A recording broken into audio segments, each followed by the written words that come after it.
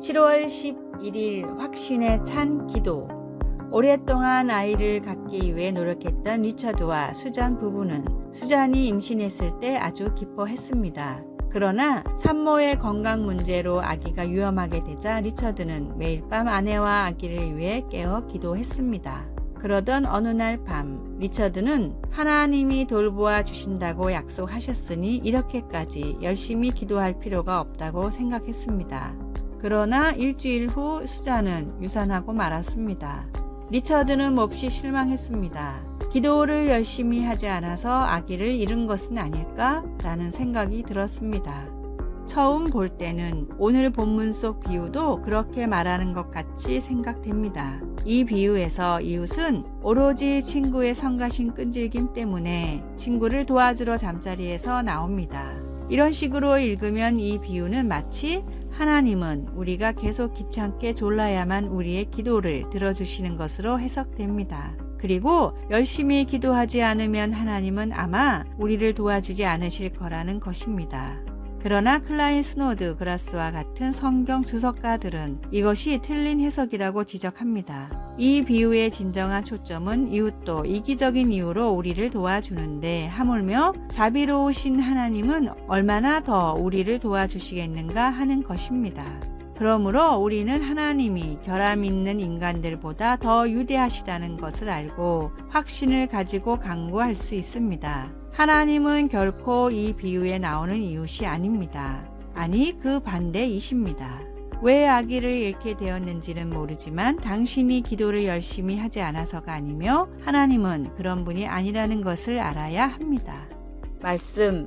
너희 중에 아버지 된 자로서 누가 아들이 생선을 달라 하는데 생선 대신에 뱀을 주며. 누가복음 11장 5절에서 13절. 찬송 361장 기도하는 이 시간. 기도. 오늘도 하나님께서 저희 기도를 들으시고 응답하시리라는 확신을 가지고 또 중요한 것은 제 말이 아니라 하나님의 선하심이라는 사실에 감사하며 저와 다른 사람들의 필요를 들고 하나님 앞으로 나아갑니다.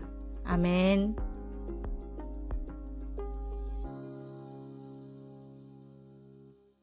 (7월 12일) 화요일 신앙의 생명주기.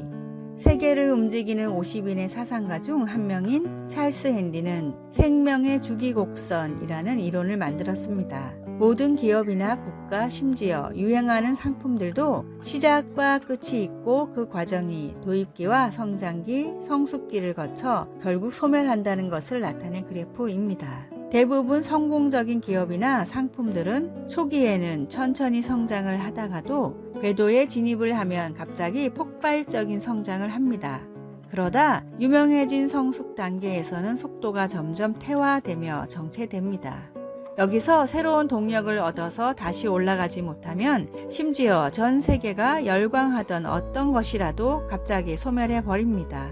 찰스는 특히 도입기와 성장기에서는 한 번의 실수로 모든 것이 무너져 버리는 특이점과 성장기와 성숙기에서 안정을 추구하려다 새로운 성장 동력을 못 찾고 소멸해 버리는 변곡점이 있어서 이 단계에서 새로운 시도를 하지 않으면 지속적으로 발전하지 못하고 소멸된다고 주장했습니다. 어쩌면 신앙의 주기도 이와 비슷합니다.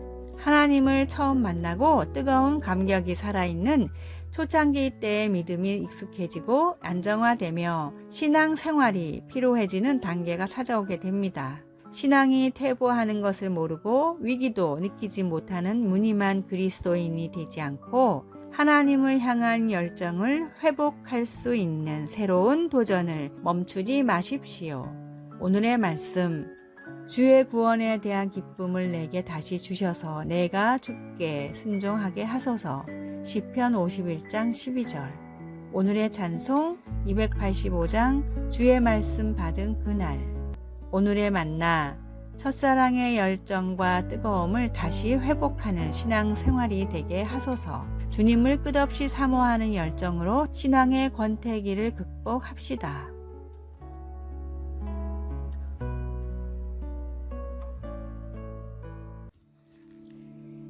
7월 13일 수요일 하나님의 도움을 구하기. 1800년대 후반 메뚜기 떼가 미네소타주로 내려와 무려 5년간 농작물을 훼손시켰습니다. 농부들은 타르를 사용하여 메뚜기를 잡고 밭을 태워 메뚜기 알을 없애려고 노력했습니다. 굶주림 직전까지 간 많은 사람들은 절실한 마음으로 주 저녁에 걸쳐 기도의 날을 정해서 함께 하나님의 도움을 구하기를 원했습니다. 이에 동의한 주지사는 4월 26일을 기도의 날로 잡았습니다. 함께 기도하기를 마친 후 며칠 동안 날씨가 따뜻하여 메뚜기 알들이 부화되기 시작했습니다. 하지만 나흘 후 놀랍게도 갑자기 온도가 영하로 떨어져 애벌레들이 모두 죽어버려서 많은 사람들이 크게 기뻐했습니다. 이제 미네소타주 농부들은 다시 옥수수와 밀 그리고 귀리를 추수할 수 있게 되었습니다. 여호사밧 왕의 통치 기간 동안 하나님의 백성들을 구원한 것 또한 기도였습니다. 강력한 군대가 그를 대적하러 온다는 소식을 접한 여호사밧은 하나님의 백성들을 불러서 기도하고 금식하게 했습니다. 백성들은 이전에 하나님께서 어떻게 그들을 구하셨는지 기도로 하나님께 상기시켰습니다.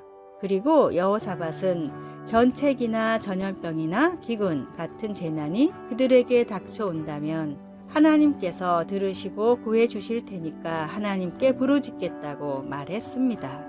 적군의 침략으로부터 그의 백성들을 구해주신 하나님은 우리가 고통 중에 부르짖을 때 들으십니다. 그것이 인간관계의 문제이건 자연재해의 위협이건 모든 염려를 기도로 하나님께 올려드리십시오. 그분께는 어려운 일이란 없습니다. 말씀. 만일 재앙이나 난리나 견책이나 전염병이나 기근이 우리에게 임하면 주의 이름이 이 성전에 있으니 우리가 이 성전 앞과 주 앞에 서서 이 환난 가운데에서 주께 부르짖은즉 들으시고 구원하시리라 하였나이다. 역대하 20장 9절. 찬송 365장 마음속에 근심 있는 사람. 기도. 하나님은 세상과 그 속의 모든 만물을 만드셨습니다. 만물의 질서를 회복시키시고 사랑하시는 당신의 백성들을 회복시켜 주소서. 아멘.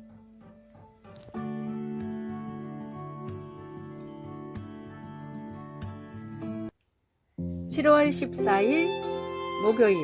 거북이와 개. 바다 거북은 알을 낳을 때 모래사장을 깊숙이 파서 100개나 낳습니다. 갓 태어난 바다 거북이 기어 올라오기에는 너무 깊은 구덩이지만 신기하게도 다친 곳 하나 없이 모래사장으로 기어 올라옵니다.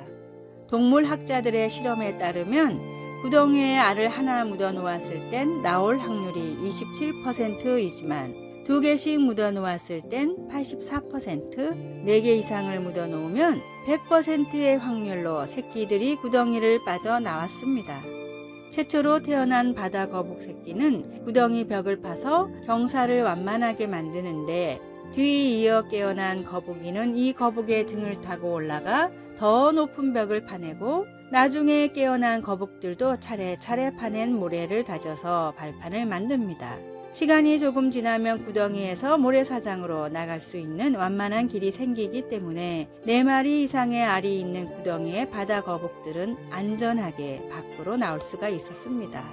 그러나 개를 구덩이에 넣으면 정반대의 일이 일어납니다. 충분히 기어 나올 수 있는 높이임에도 올라가는 개를 끌어내리느라 혈안이 돼서 결국 빠져나오는 개는 몇 마리 없이 서로 힘을 빼다가 대부분 죽고 맙니다.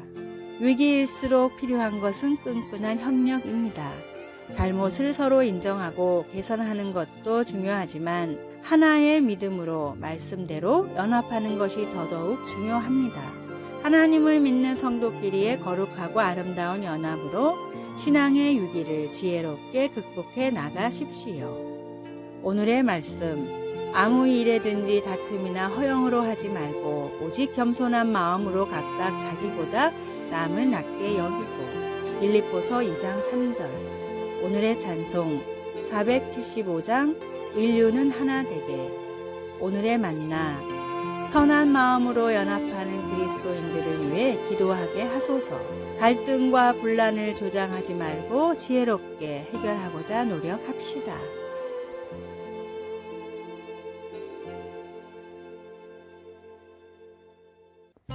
7월 15일 금요일 빛과 소금이 되는 이야기. 허리를 힘있게 묶고 일하는 분. 독일 사람들 중에는 성경적으로 살아가는 사람이 많습니다. 제가 다니던 회사의 부사장이던 에버트도 그런 사람이었습니다. 저는 그 회사에서 10년간 일했는데 그의 성경적인 고결함을 말해주는 사건이 있었습니다. 그는 56세 때에 은퇴했습니다. 사실 제가 29세에 회사 중역이 될 수 있었던 것은 그가 은퇴를 빨리 했기 때문입니다. 그가 일찍 은퇴한 이유는 큰 회사 설립에 성공했고 재정적으로 여유가 있었기 때문입니다. 그는 더 이상 세상적인 성공을 꿈꾸지 않고 평범한 가장으로 돌아가 자기가 세운 회사에 컨설팅이나 해주면서 살고자 했습니다. 그런데 그가 고용하고 승진시킨 그 중역들이 그를 고용해주지 않았습니다. 그는 큰 상처를 입고 저를 찾아왔습니다. 저는 그에게 함께 사업을 하고 수익은 똑같이 나누자고 제안했지만 그는 자기가 일한 만큼만 보수를 주면 된다고 했습니다. 그리고 처음에는 일주일에 하루 정도만 일하고 회사가 바빠지면 근무 시간 중 반 정도만 일하겠다고 했습니다. 하지만 곧 회사가 바빠지자 그는 근무 시간의 4분의 3가량 일하고 일한 만큼만 월급을 받았습니다. 그는 항상 저보다 먼저 일어나 회사 문을 열고 커피도 자기가 직접 내렸습니다. 그는 하나님의 말씀 그대로 자기 허리를 힘있게 묶고 일하는 분이었습니다. 힘있게 허리를 묶는다는 말은 자기가 맡은 일을 열심히 한다는 뜻입니다. 그런 그가 있어서 저는 더 열심히 일할 수 있었습니다. 지극히 작은 것에 충성된 자는 큰 것에도 충성되고 지극히 작은 것에 불의한 자는 큰 것에도 불의하니라. 누가복음 16장 10절. 아래의 빨간색 글자 구독을 누르시어 더 많은 전도의 열매를 맺으시기를 기도합니다.